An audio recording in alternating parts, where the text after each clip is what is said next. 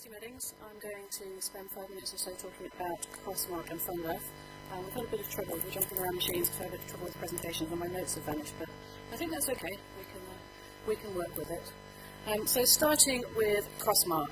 CrossMark's seen really nice steady growth over the last 2.5 years or so since it was launched. We just passed a bit of a landmark in September, 1 million CrossMark deposits, and when I checked the number last week, it was standing at 1.17 million CrossMark deposits, which is great.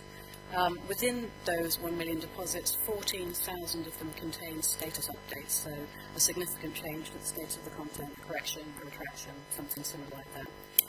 And we now have 57 publishers participating in CrossMark, which is also really good news. The big change, and really the main thing I'm just going to tell you about today for CrossMark, is that we have decided to narrow down the number of things that we can call a status update. So if you remember, we've always said from the very start of CrossMark that in order to trigger a status update, the change to the content has to be significant enough to affect the crediting or the interpretation of the work. So this isn't minor changes, it's not typos, it's not anything like that. It's something that is going to be important enough to flag to the reader to say, you need to see this because it impacts the essential meaning of this piece of content. A few things really. What we found is that there really are a limited number of things within our area of publishing that fall into this definition. So we had lots of long conversations with the cross-check committee, which is made up of members, participating publishers in CrossRef, and we went and looked at what people have been depositing so far. And we narrowed it down to these, I think it's 12 status updates that we believe cover all the actions that could happen to content that will affect the crediting or interpretation of the work. What we also found, looking at what's already been deposited, is that the vast majority of deposits to date have been one of these things or a very slight variation on it. So really what we're doing here is we're not really changing anything about CrossMark, but we're kind of formalising the best practices.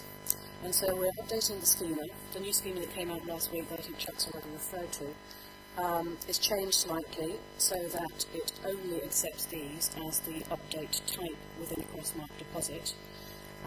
Previous schemas are still being used, so for depositing CrossMark at the moment in the old way, that's absolutely fine. We're going to look sometime in 2015 to force a move up to the new schema to make this kind of law, if you like. So at that point, if you deposit a CrossMark update with another type than these 12, the deposit will be rejected. In another slight tweak, we're also, at the moment in CrossMark, there is a space for you to label your update type. We're taking that out just because basically these are what they say, so we're just inferring the label from the update type that's within the deposit. So this is in place now. If you move it to the new schema now, you can start to deposit with these and leave the label out by early next year, and we'll keep reminding people. We've sent an email already to all CrossMark publishers saying that they need to be aware of this. But as I say, for the vast majority of CrossMark participants, it's really no change. You're already using these terms, and it's just kind of business as usual. The other reason we're doing this, there's a little bit of background for it, aside from the fact that we want to kind of just make sure that these minor updates don't creep in and run the risk of diluting the CrossMark message, it also means that we can do much better analysis. So if we've got everyone using the same terms, then it makes it much easier for us to see exactly how many retractions, corrections, and if they're coming in. So if everyone uses the same vocabulary, that makes that much easier for us to do. I'm not actually going to talk about this very much because Jeffrey covered it this morning, but this is kind of the other news for CrossMark, which is the pilot that we're about to start on for clinical trials. We're just in the process of building the prototype, which will be, I think Jeffrey showed at the front end, sending an email to authors saying, can you tell us about the trials you referenced in this paper? We're hoping to get the pilot running around January time, and then we'll be reporting back on that next year. It's not a new service, it's kind of a feature app within CrossMark, but quite an interesting one, I think, and the publishers who are working with us on that, I think, are quite excited about it. So that's all for CrossMark. Moving on to FundRef. Again, really nice growth in FundRef. We've got 26 publishers depositing funding data now from 4,000 titles, 350,000 deposits to date, and FundRef launched nearly over a year ago, wasn't it? So not bad going there. Really been growing in the last few months particularly. I'll touch on the registry in a minute.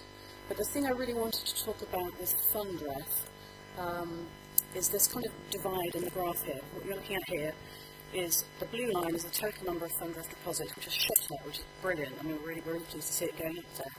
But as I hope you're aware, the key thing about FundRef is it's all about normalising that funding data, making sure that it's matched up with funder names and IDs in the FundRef registry before it's deposited with CrossMark. The bottom green line is the number of FundRef deposits that have come in with a funder ID in them.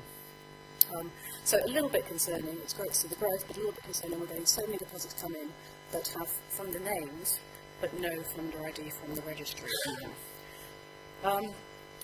Obviously, there could be a number of reasons for this. I'm going to show you a graph about the registry in a minute, which has also grown nice and steadily. So we're not entirely convinced that all of those deposits without IDs don't have IDs because they're not in the registry. We think maybe there's something else going on there. And I've been starting a process of talking to individual publishers to find out why there are so many of these coming in, see what we can do to help. To that end, we have done a couple of things. We've got an API that we released maybe 6 months ago now that allows you to poll, if you know deposits that have already come in with names but no ID, to poll them against the registry and bring back suggestions for funders that could match that you could then insert the IDs and re-enter them.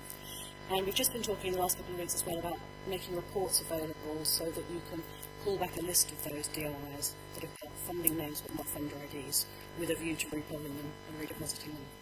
Because really what's critical here is that without an ID, the funder ID ties all of this information together, and in FundRef Search or in our Search API, things won't appear unless they're tied with a funder ID. So it's absolutely critical that everyone's doing everything they can to make sure that before deposit, if the funder exists in the registry, it's matched up and added to that deposit. And as I said, the registry is growing really nicely.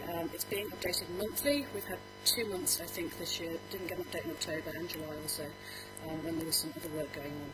But for the most part, it's updated monthly. We're getting between 500 and 800 new funders in every month, growing both through the names that we're getting in from publishers depositing, but also we had a lot of good interactions with specific publishers who sent us lists of funders in their area, and also funders themselves who've got in touch and said that my organisation needs to be added to the registry. So it's almost doubled in size since November 14 to 8,000. We know there's still a long way to go, and that probably accounts for quite a chunk of those deposits without funder IDs in them. But there's a lot of data in there, and for almost all of the funders, or certainly for a very large chunk of them, there are alternate names listed in the registry, and there are also acronyms listed.